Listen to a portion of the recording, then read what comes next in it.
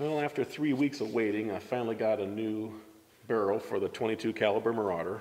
I ordered it from Crosman directly there, and for some reason it took them 2 weeks just to get it out of their factory. I was kind of hoping at the time that maybe the delay was because they're re-engineering these barrels and making them a little bit better, but I kind of doubt that was the issue. It's probably just the way they do things, I guess. But I had emailed them previously a couple days before ordering it, and I kind of told them of the story, how inaccurate it was compared to the 25 caliber, and even when using their Crosman Premier pellets. And I guess I was kind of hoping that maybe they'd ship me a new barrel for free, but instead they just kind of referred me to a place about 4 hours away, and I think it's some sort of a gun shop, or I don't know if they specialize in air guns or whatever, but they basically said take it there and see what they can do with it. But I probably figured it'd probably cost more than what this barrel was going to cost, just to have them look at the gun. So I went ahead and just ordered a new one anyways.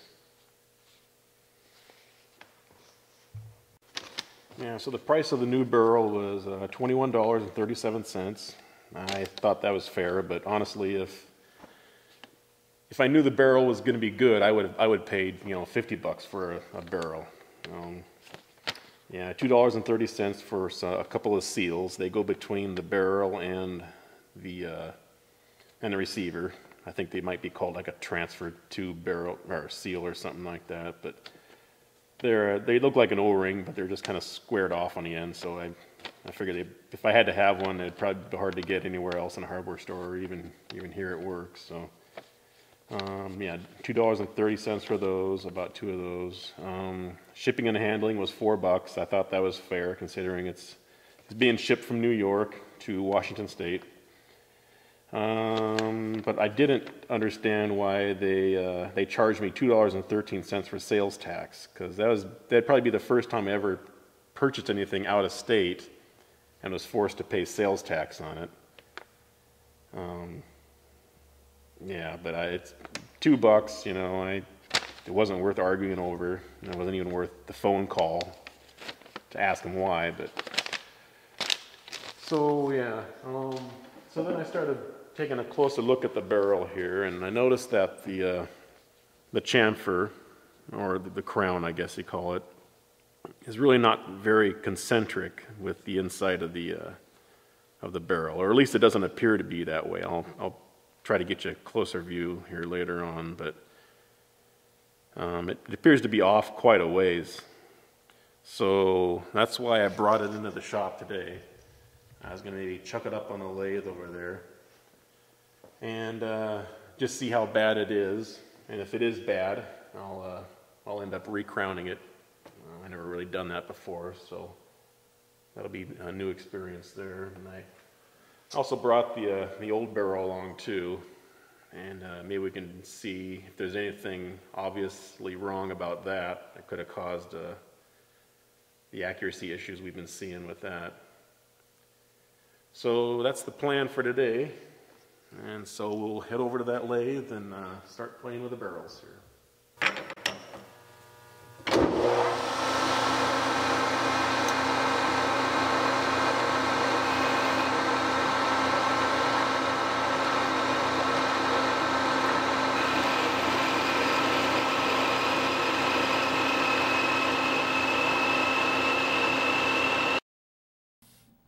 Be prepared to hear the word concentric, or concentricity, an annoying amount of times throughout much of this video. Concentric is defined as having a common center, usually with circles. For us, it is going to be how accurately the inside diameter of the barrel is aligned with other areas, such as the chamfer for the crown, and other parts, such as the receiver and baffles. The steel part I am machining here will allow me to easily dial up on the inside of the barrel by providing a smooth surface for the test indicator. It is similar to one of those laser bore sight culminators, only without the laser and expanding adapter. The small diameter is machined to a close, slip fit with the inside of the barrel. In fact, I ended up having to make 2 of these. The first one fit the original barrel, but not the new barrel. I had to make the second one almost 1/1000th of an inch smaller in diameter. That alone could explain some of the accuracy issues with the original barrel, as 1/1000th of an inch could easily mean the difference between a 5.51mm pellet and a 5.53mm pellet.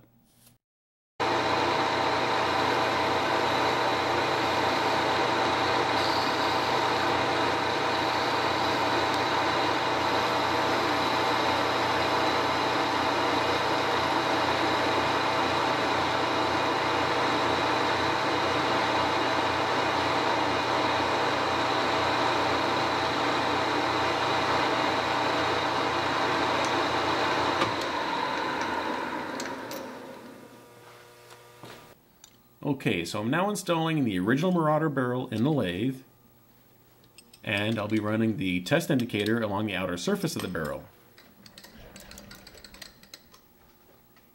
Now you might note that even though this is a 3-jaw, universal style chuck, it's also a set true design, which means that once your part is tightened up in the jaws, you can further adjust it, at least within the accuracy and resolution of your test indicator, or in many cases it's just how much time and patience you're willing to spend.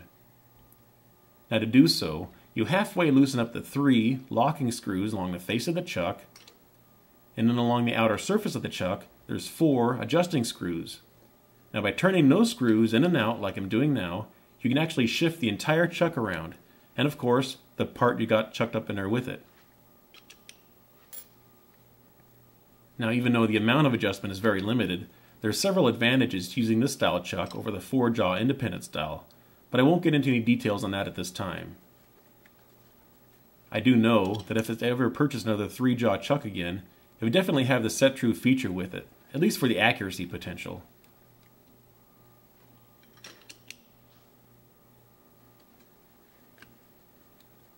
Okay, so our test indicator is reading about 1/2,000th now, so that's not too bad. So we'll slip in our barrel centering tool we just made, and then let our test indicator ride on top of that. Give the chuck a few more spins here, and we note that there's about 1 to 1.5 difference between the inside of the barrel and the outside. Now if we were getting like no reading at all, or very little movement on our test indicator, we could probably say that the inside of the barrel was very concentric with the outside. But for a $25 air gun barrel, 1 to 1.5 of an inch is probably not all that bad. Okay, now we will do the same procedure on the new barrel, again dialing up on the outside. You might notice that the test indicator is again going crazy. A lot of that probably has to do with the age of the chuck. Repeatability accuracy on 3-jaws tends to deteriorate with use. This particular one is over 20 years old, and on average probably gets used about 4 days a week, so it's seen quite a few parts run through it. But again, with the set true feature, it can be brought back close to 0.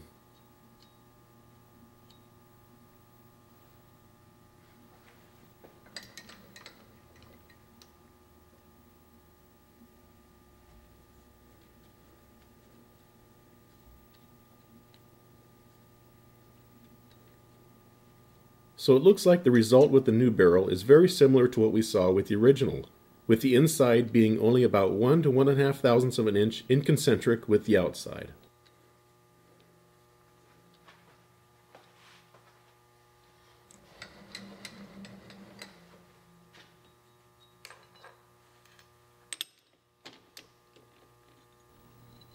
Now, flipping the barrels around, we'll check the receiver end.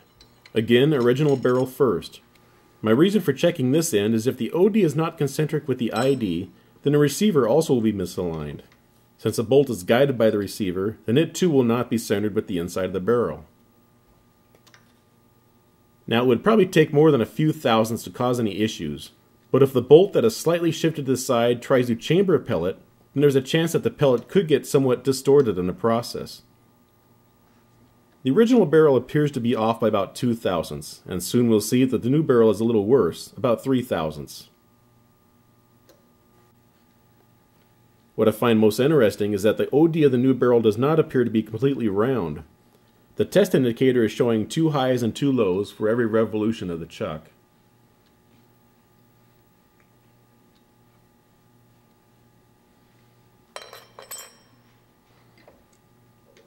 Now if you watch the needle of the test indicator closely as we move to the inside of the barrel, not only will you notice that there's the 3,000ths total indicator reading, but also there's kind of a bump in the process.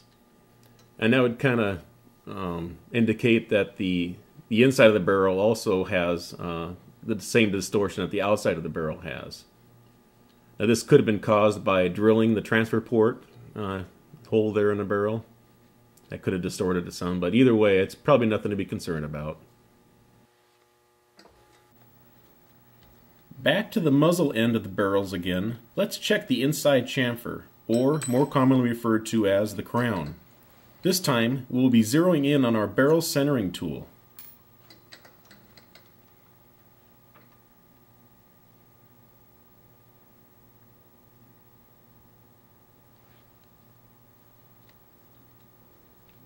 After placing our test indicator on the crown, we see that the original barrel is surprisingly very centered in that area.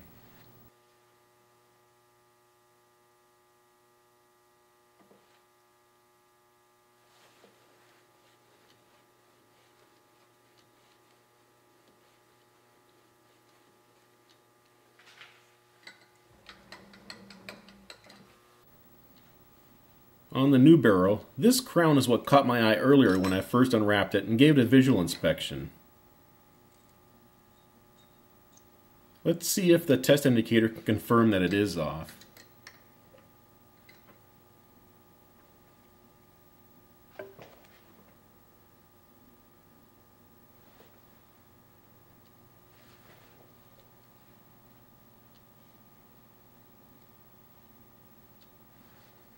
I think I'm a little too deep in the barrel there. Let's back it off a bit. Try it again. And the indicator says yes, it is off by about 3/1000ths of an inch.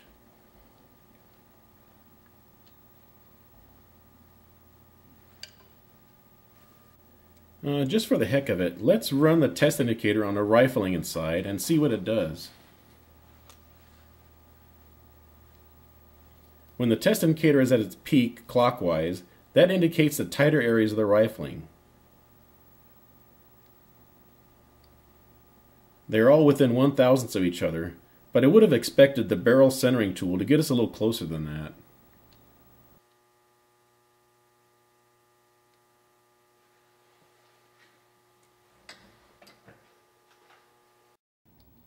Well, here I have the camera placed on a cross slide of the lathe, and we are looking down the muzzle of the original barrel, gradually moving the camera back until the crown is in focus.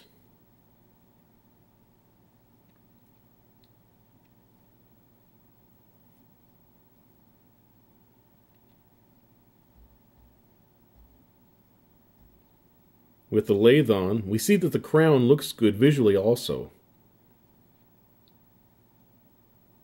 Then I start to run the camera back in and everything goes to hell.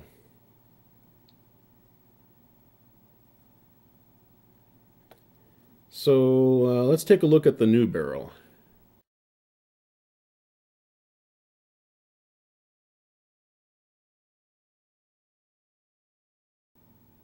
For some reason, it doesn't look as good inside.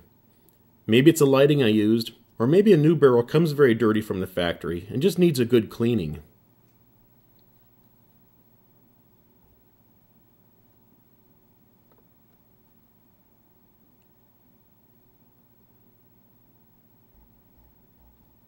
With the lathe on, you can see how far off the crown is, and yes, the barrel got centered on the inside before filming this clip. As you can see, the end of the rifling is running true, but the outer edge of the crown chamfer is all over the place. Let me put some lathe noises in here for you.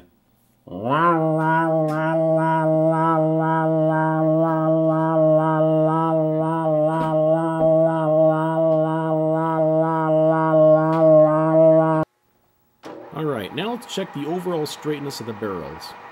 I hung a blue towel in the background to help give a little contrast. Here, we got the original barrel chucked up on the muzzle end.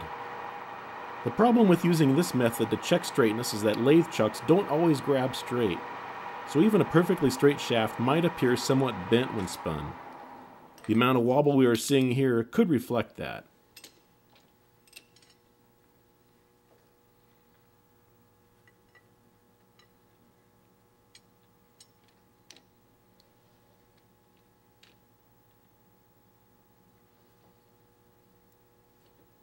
However, it does appear that when chucked up on the receiver end, the wobble gets a little worse.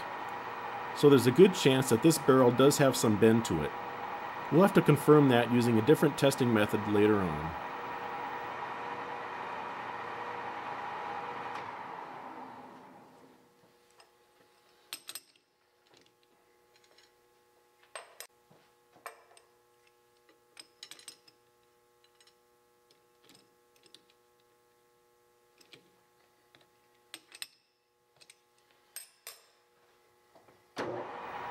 Now, if I was getting this amount of wobble on a perfectly straight shaft, I would definitely consider getting a new chuck. But yes, this is the new barrel from Crosman, and it is obviously bent.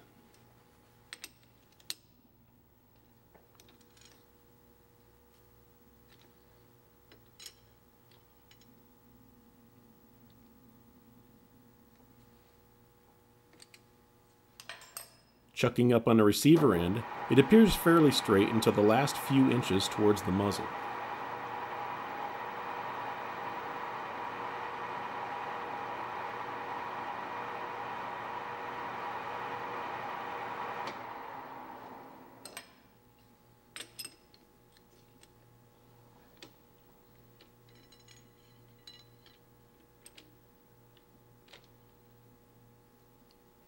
Grabbing the barrel near the middle reveals a possible S-shaped pattern in the bend.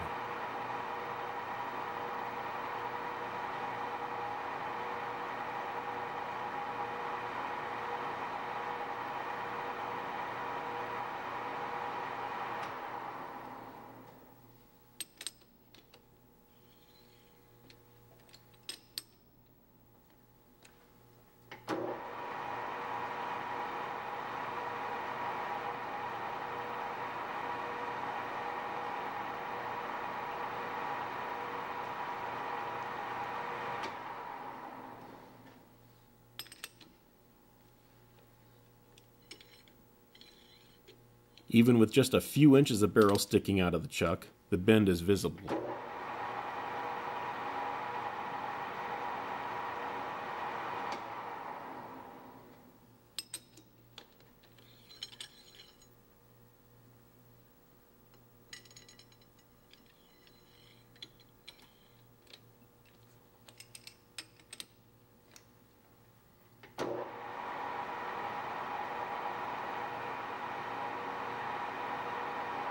The receiver end, however, appears to be fairly straight throughout most of the barrel.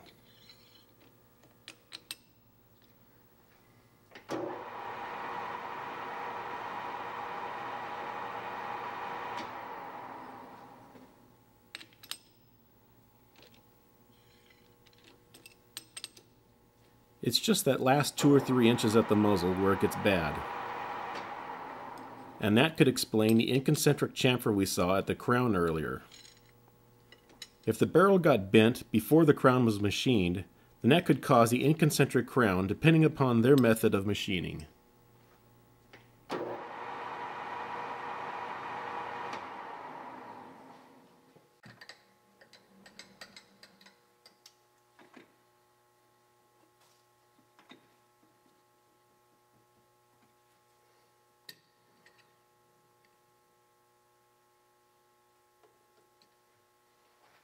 Even with the tailstock center keeping the receiver end straight, the bend at the muzzle is so bad that it is causing the midsection of the barrel to flex outward.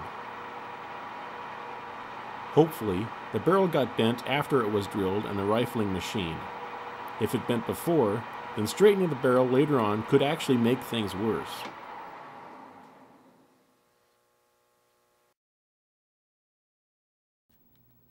Well, let's see if we can dig up any more bad news.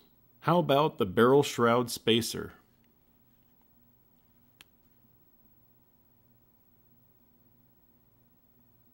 After dialing up on the outside of the original barrel, I slip the spacer on and run the test indicator on a small hole that the pellet passes through.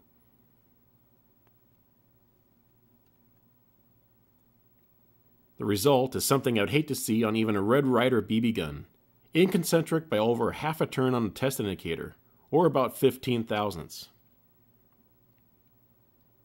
Could it be that this poorly made plastic part that probably cost no more than $10 be the cause of my accuracy issues? Well, without testing it separately from the new barrel, I'll never know. So for now, I'll just use it as is and see what the new barrel does first.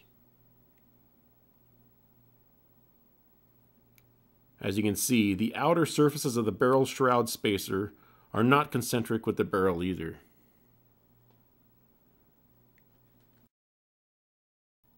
Well, I still got 4 more items I want to check with the lathe, and since I am already about 20 minutes into this video, I'll try to get through them a little quicker. The shroud cap.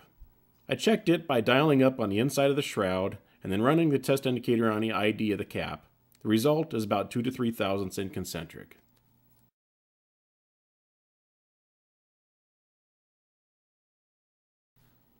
I checked the straightness of the shroud itself using the same method as the barrel. I just had to be extra careful because the thin wall tubing could easily get crushed in the jaws of the chuck. It looks like there might be a slight bend on this end, but I'm not going to worry about it for now. I'll just take note of it and move on. To check the baffles, I turned down a piece of steel pipe until the hollows of the baffles were able to slip over it. Some baffles fit tighter over the steel pipe than others, but to my surprise, the plastic little buggers were all fairly concentric. This was the worst one, off by only about 2 to 3 thousandths.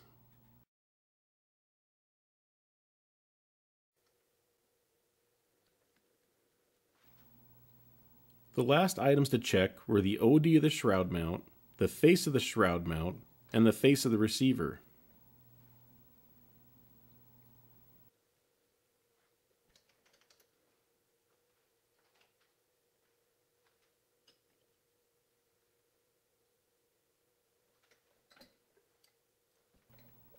All 3 checkpoints were within 1/2 of a thousandths.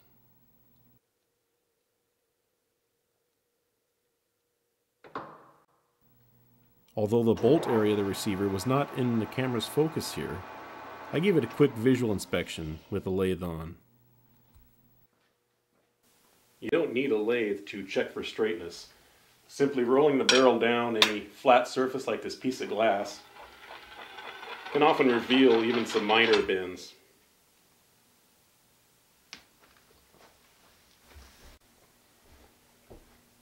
Okay, again I'll be testing the original barrel first. The receiver end is off to the left. We'll give it a roll down the plate.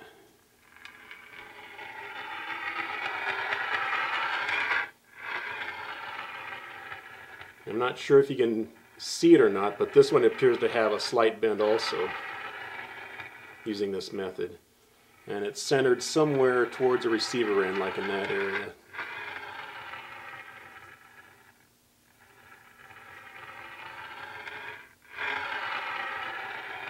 I'm not sure what the tolerance on a barrel is for straightness, but in my opinion, if you can see any type of bend using this type of method, then it's probably going to need some sort of attention, whether you find a way to straighten it or you just replace it altogether. Okay, then we got our replacement barrel.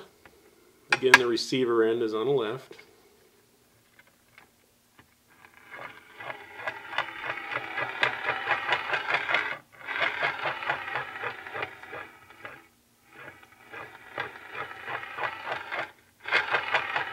You can probably see that it's bent towards the muzzle end, somewhere in that area.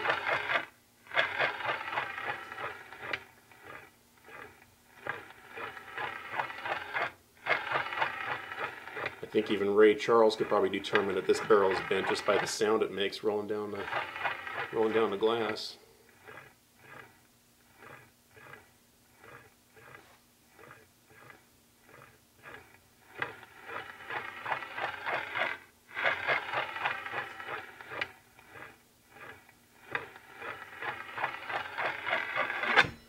But I'll assemble it in the gun anyways and just see how it shoots, just for curiosity's sake.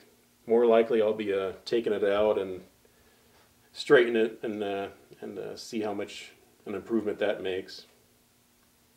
So I'll get her in the gun and go from there.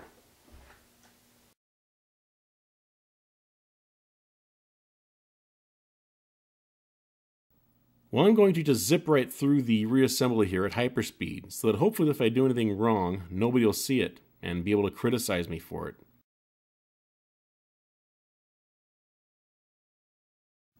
Actually, the only problem I had was with the threaded shroud mount. The new barrel is about 1/1000th of an inch larger on EOD than the original barrel. This made what was once a slip fit into a tap fit. So instead of getting out the hammer, I decided to heat it up with a propane torch and just drop it on. The amount of heat was critical. Too much could damage the O-ring, and not enough would allow the shroud mount to cool and seize before I could get the set screw square with the flat in the barrel.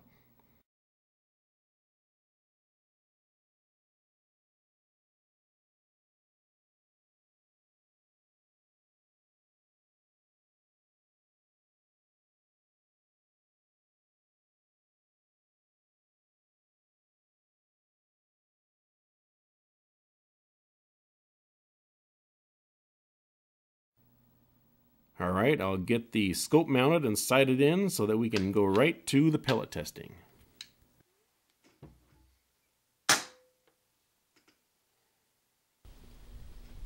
Okay, so here's the plan. I'll be shooting only 3 pellets today. The JSB exacts, they're 18.1 grains. Crosman premieres are 14.3 grains. And the Barracuda matches, which are 21.14 grains.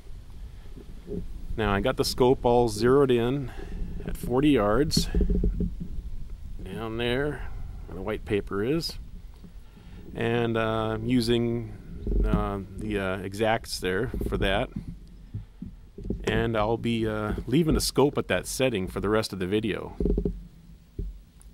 So now when we go to shoot the Crosman premieres, being that they're lighter, we'll probably see that they'll be hitting a little above the bullseye.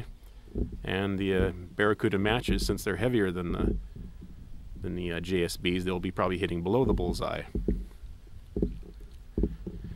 Now when we go to start shooting down at 60 yards, I'll be keeping the scope set at the 40-yard setting. Now the reason for doing that is if I do ever get the barrel straightened, or possibly even get a new one, I'm not sure yet. I thought it'd be make an interesting video to see how much that has changed the trajectory. I'm not really sure which way this barrel is bent, so these pellets might want to tend to fly more to the left or the right or up and down. I'm not really sure what, but yeah, so we'll have something to compare it to. And keeping it set at one setting to see how much the pellets have shifted or dropped or whatever they're going to do. These just figures we can go by there. Yeah, in reality here, it's a little too breezy to be doing any accuracy testing. I'll probably go and harvest my dandelion farm here instead. But for those of you watching the video, the next scene you'll see is the JSBs at 40 yards. Hey, Fred. What? Why'd you want me to whisper?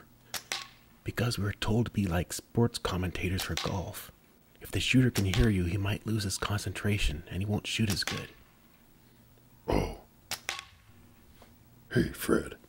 What? What's that green box thing with the numbers flashing on it? It's a chronograph. It displays the speed of the pellet as it passes overhead, in feet per second. Oh. Hey, Fred. What? What would happen if you shot it? I don't know. It depends on where you hit it at. It could just dent it, or it could hit it and destroy it and not work anymore. I don't know. You're not supposed to shoot it. Oh. Hey, Fred. What? Do you think if we talked in our normal voice that he could hear us, that he might get distracted and shoot it by accident? There's a good possibility, so don't do that. Oh. Hey, Fred. What? What would happen if you shot that barbed wire back there? He's done it before. Nothing happens. Just a small shrapnel of lead gets stuck in between the wires. That's all. Oh. Hey, Fred. What?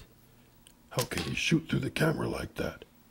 He's not shooting through the camera. He's shooting right beside it. Real close. Oh. Hey, Fred, What? do you think if we talk in our normal loud voice that he might, No, we're not gonna try to make him shoot the camera either. Oh. Hey, Fred, What? why'd it stop? What's going on? It didn't stop. They're just switching the target out to 60 yards this time. It'll take a few seconds. Oh. Hey, Fred, What? what's 60 yards? It's like 55 meters or something. I don't know. What, are you from Canada or something? Antarctica. Oh.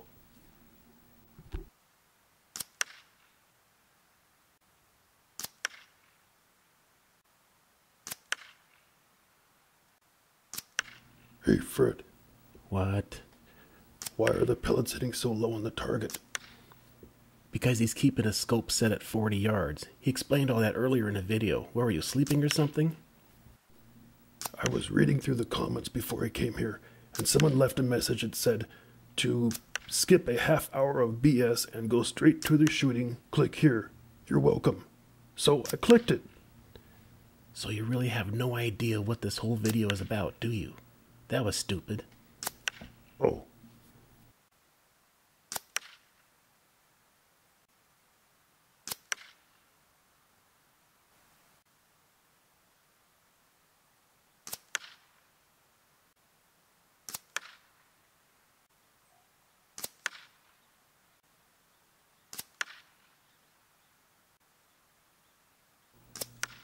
Okay, coming up, after the Barracudas and a complete barrel cleaning, it'll be back to the JSBs for our grand finale of 2 groups of 20 shots each. It should be the ultimate test of the brand new bent Marauder barrel. What? Nothing, go back to sleep. Oh.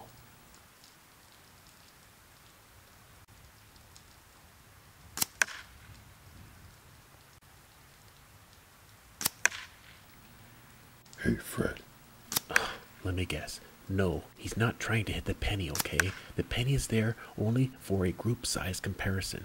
If he hit the penny, I don't know what would happen, other than he'd probably go to jail because it's a federal offense to deface government property, okay? So does that answer your question about the penny? Yeah.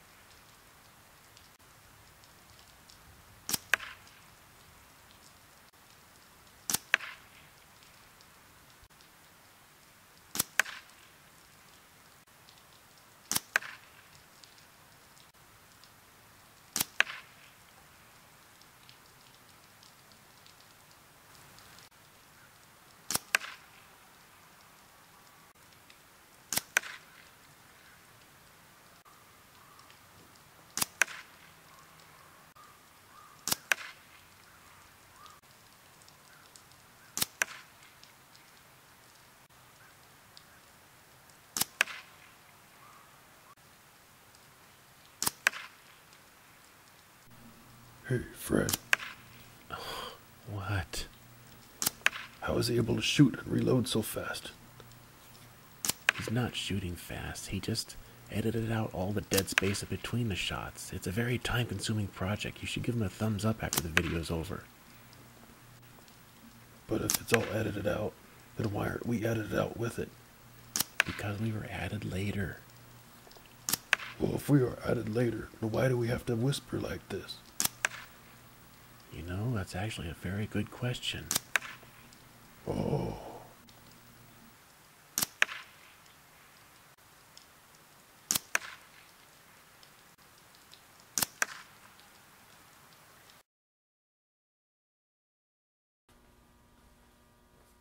Well, if you're getting an annoying humming sound coming out of your speakers, it's probably from the fluorescent lighting you got in this patio room here. Puts out a nice even light and everything, but it can be kind of noisy sometimes. But anyways, I realize I'm not getting quite the accuracy that some people are getting with their Marauders, even with this new bent barrel, but I'm actually quite happy with the potential I've seen of it so far. The JSBs at 60 yards are getting 1.590, whereas the old barrel, this target was taken during the modification video, the JSB modification video. The unmodified pellets, the same as I'm using today. Got probably about 4 or 5 inch group there. That was 10 shots. It looks like only about 7 maybe landed on the paper there. But even with the new barrel, I'm not getting the accuracy that I got with those older tins of JSBs, where at that time I got a 1.3 inch group, even with the old barrel there. It'd be nice to get some of those pellets back, but I'm afraid they went out with the dinosaurs or something. The Crosman Premiers, they improved considerably here. Before I got a 4.438 inch group. This chart was taken during the 60-yard accuracy energy video, which is what a video that I did before I did the JSB modification video. But today with the new barrel we got 1.775 inch. And so, yeah, there's a good couple inches that the new barrel improved on that. The H&N Barracudas, they didn't improve quite as good, but they never were quite a very bad pellet to begin with. 2.408 in the old barrel. No, excuse me, that's 2.508 in the old barrel. And that was a 6-shot average, six group average. 2.045 was the best of those 6, and so even the best one with the old barrel, the new barrel improved on that by a good quarter or half an inch there. 1.725 was the new group here. And the 20-shot groups we did at the end of this video. The first group was 1.630. The second group was 1.640. That was after a good barrel cleaning too. That seems to have helped quite a bit on this new barrel.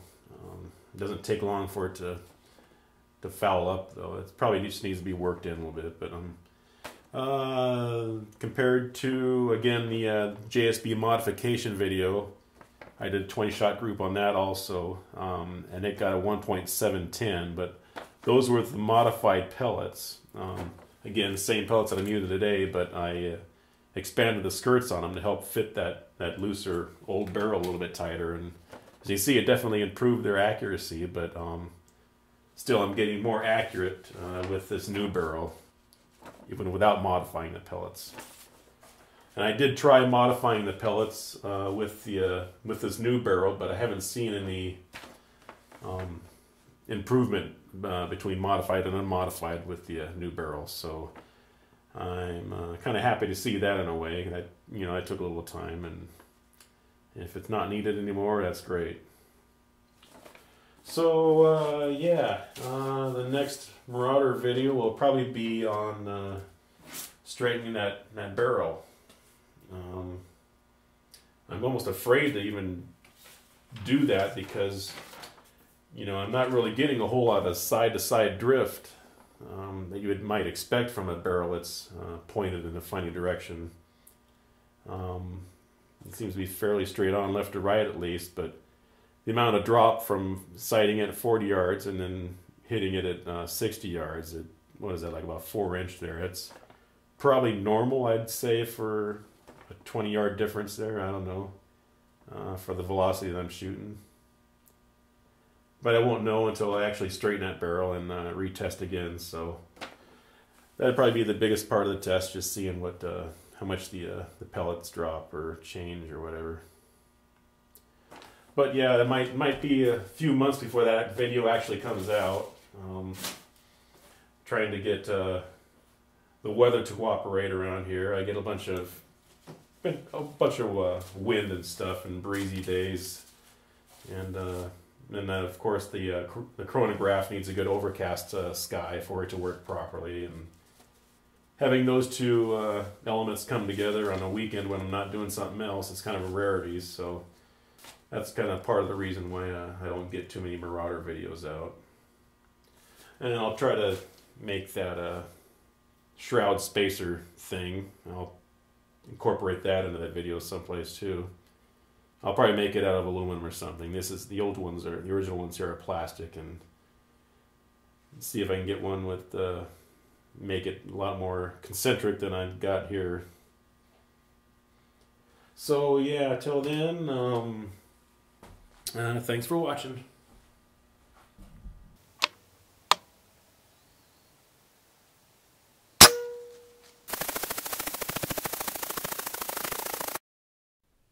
Hey, Fred.